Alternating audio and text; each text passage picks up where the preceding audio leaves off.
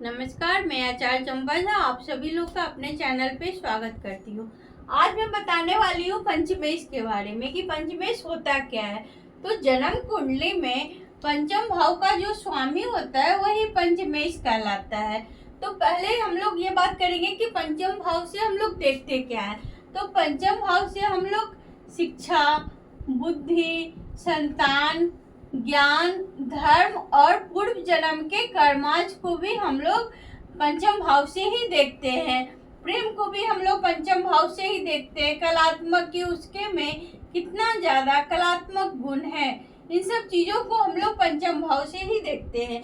तो कुंडली में पंचम भाव के स्वामी जितनी मजबूत स्थिति में होंगे, जितने शुभ ग्रह होंगे, वो जातक को इन सब चीजों का अच्छा रिजल्ट आएगा, अच्छा फल मिलेगा। शिक्षा उसकी अच्छी होगी, संतान उसके अच्छे होंगे, प्रेम उनको मिलेगा, कलात्मक होगा, उनके अंदर कोई ना कोई एक्स्ट्रा क्वालिटी जरूर से होगा। तो अब बात करते हैं कि अगर मेष लग्न की कुंडली हुई तो पंचम भाव का स्वामी क्या हो जाएगा? सूर्य हो जाएगा। अगर यही वृषभ लग्न की कुंडली हुई तो पंचम भाव का स्वामी बुध हो जाएगा। अगर ये मिथुन लग्न की कुंडली हुई तो पंचम भाव का स्वामी शुक्र हो जाएगा। तो इस तरह से हमारी जन्म कुंडली में पंचम भाव का स्वामी जिसकी भी लग्न जो हो उसी के हिसाब से पंचम भाव का स्वामी होगा। तो ये बताने जा रहे हैं कि पंचम भाव का स्वामी अगर जन्म कुंडली के 12 भावों में से कहीं भी बैठ जाए तो कैसा फल मिलेगा। आप लोग चेक कीजिएगा कि आपकी कुंडली में पंचमेश कहाँ बैठा हुआ है। तो सबसे पहले बात करेंगे पंचम भाव का स्वामी अगर लग्न में बैठ जाए तो क्या होगा। तो पंचम भाव का स्वामी अगर लग्न में बैठ जाए तो ऐसे जातक बहुत ही बुद्धिमान होते हैं, ज्ञानी होते हैं, उनके अंदर बहुत ही ज्ञान होता है, उनको संतान का पूर्ण सुख मिलता है। ऐसे लोग नेचर के प्रेमी होते हैं, जो भी उनका कल्चर होता है उनसे वो लोग जुड़े होते हैं, उनके अंदर कोई ना कोई कलात्मक गुण जरूर से होता है। अगर ये सूर्य और गुरु जैसे ग्रह पंचमेश होके लग्न में बैठ जाए तो ऐसे लोग न्यायाधीश हो सकते हैं, सरकारी मतलब सरकार के द्वारा उच्च पद पे सम्मानित हो सकते हैं, इस तरह से समझ सकते हैं। अगर यही पंचमेश जन्म कुंडली के द्वितीय भाव में बैठ जाए तो क्या होगा। जब पंचमेश द्वितीय भाव में बैठ जाता है तो ऐसे लोगों की वाणी बहुत अच्छी होती है। इनकी वाणी ऐसी होती है कि 4 लोग 10 लोग इनको सुनने के लिए बैठे होते हैं। तो इस तरह के लोग टीचर होते हैं, ज्योतिष हो सकते हैं, काउंसलर हो सकते हैं, सलाहकार हो सकते हैं, नेता हो सकते हैं। तो पंचमेश अगर द्वितीय भाव में बैठेगा तो ये इस तरह के लोग वो हो सकते हैं। मेनली उनके वाणी से ही उनकी इनकम होएगी।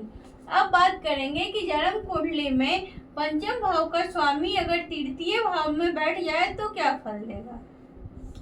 ऐसे जातक जो होते हैं वो लेखन कला जो होती है, उनकी लिखने की कला वो बहुत अच्छी होती है। वो कवि हो सकते हैं, राइटर हो सकते हैं, और वो टूरिस्ट वगैरह का भी काम कर सकते हैं, घूमने फिरने की, क्योंकि छोटी यात्रा को हम लोग तृतीय भाव से ही देखते हैं और पंचम भाव से कलात्मक गुण को, तो इसलिए वो लोग घूमने फिरने वाले टूरिस्ट गाइड वगैरह हो सकते हैं। अब हम लोग बात करेंगे कि पंचमेश यदि चतुर्थ भाव में बैठ जाए तो क्या होगा।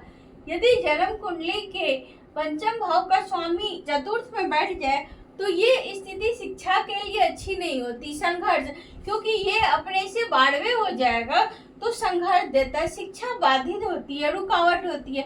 बाकी और चीजों के लिए यहाँ बैठा पंचमेश उनको सुख फल ही देगा, उनके घर परिवार माता का पूर्ण सुख मिलेगा, लेकिन शिक्षा में थोड़ा सा विरोधाभास जरूर से देखने को मिलता है।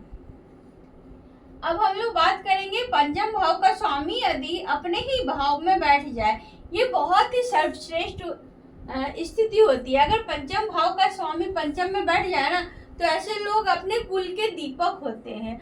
वो बहुत अच्छा काम करते हैं अपने समाज के लिए, अपने लिए, अपना नेम फेम, उनको अपनी संतान का पूर्ण सुख मिलता है, उनका वैवाहिक जीवन अच्छा होता है, उनका प्रेम विवाह भी हो सकता है ऐसे लोगों का।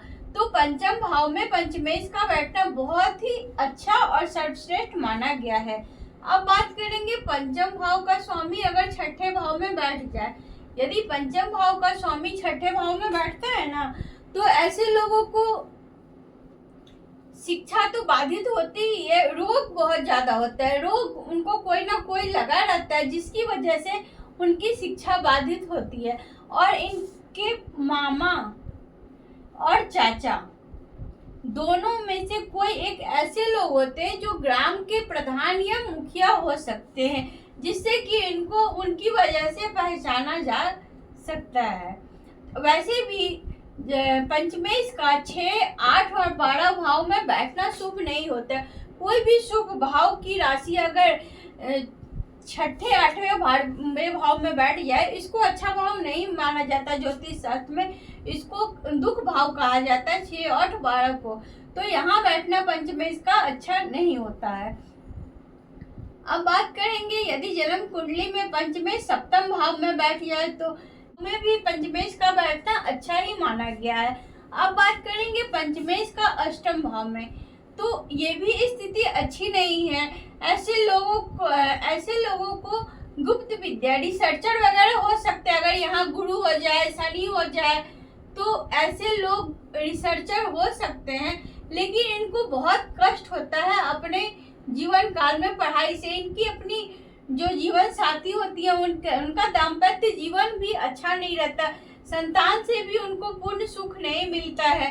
तो इस तरह से पंचमेश का यहाँ बैठना भी अच्छा नहीं माना गया है। अब बात करते हैं यदि जन्म कुंडली के पंचम भाव का स्वामी नवम में बैठ जाए, ये भी बहुत अच्छी स्थिति है। ये भाग्य भाव होता है। ऐसे लोग धार्मिक होते हैं, वेद पुराण के ज्ञाता होते हैं, बहुत ही ज्ञानी होते हैं, सर्वश्रेष्ठ होते हैं, समाज में धर्म पुण्य का काम करते हैं। ये लोग धार्मिक प्रवृत्ति के होते हैं, इनको धर्म का बहुत ज्यादा ज्ञान होता है। ऐसे लोगों को 4 लोग सुनने वाले मिल जाते हैं।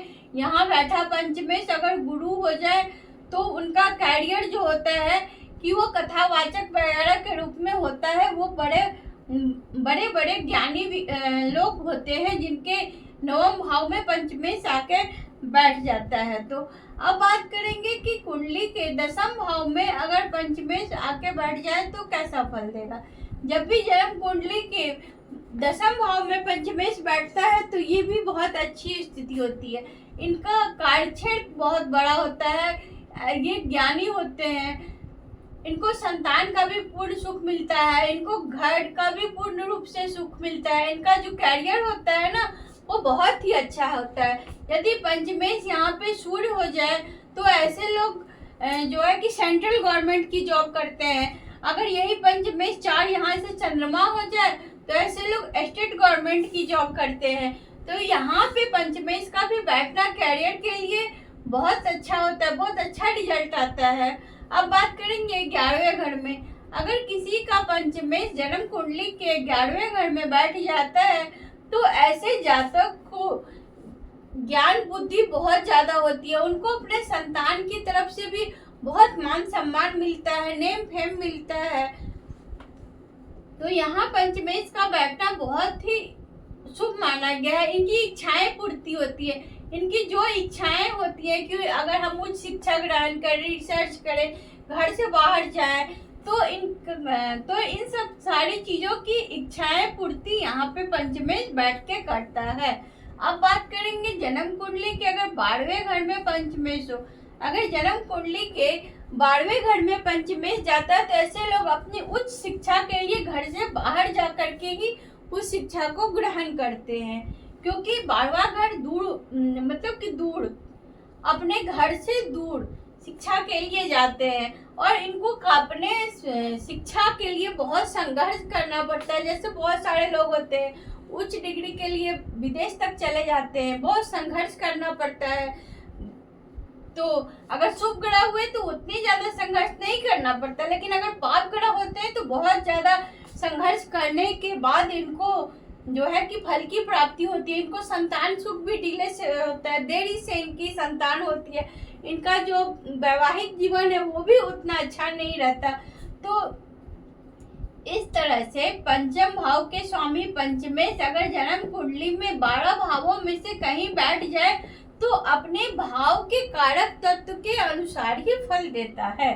तो आप लोग अपनी कुंडली में चेक करिए कि आपका पंचमेश किस भाव में बैठा हुआ है, लग्न में बैठा है तो क्या फल देगा। तो इस तरह से पंचमेश जन्म कुंडली के 12 भावों में से कहीं बैठेगा तो कैसा फल मिलेगा, ये आप लोग अपनी कुंडली में चेक करिए कि आपकी कुंडली में पंचमेश कौन सा ग्रह है, शुभ है या अशुभ है और किस भाव में, उस भाव से संबंधित फल जरूर दे रहा होगा।